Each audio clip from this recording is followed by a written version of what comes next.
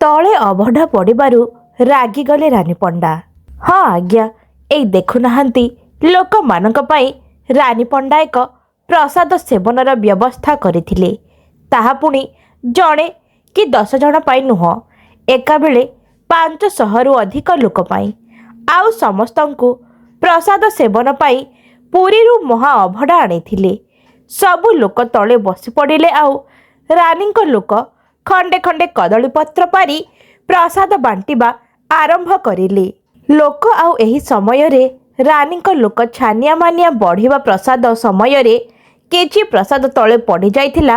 ଆଉ ଏତିକିରେ ରାନୀ ରାଗିଯାଇ ତାଙ୍କ ଲୋକକୁ କହିଲେ କି, ଆରେ ଏ ପ୍ରସାଦ କ'ଣ ତଳେ ପକାଉଛୁ? ଚାପୁଡ଼ା ମାରିବେ ଜାଣିଛୁ ନା?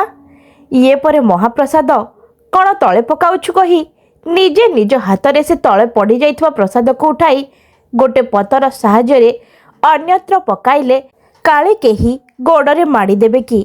ଆମ ବଡ଼ ଠାକୁରଙ୍କ ମହାପ୍ରସାଦକୁ ସମ୍ମାନ ଜଣାଅ। ହଁ, ଆମେ ସମସ୍ତେ ମହାପ୍ରସାଦକୁ ଏମିତି ଅସମ୍ମାନ କରିବା ନାହିଁ।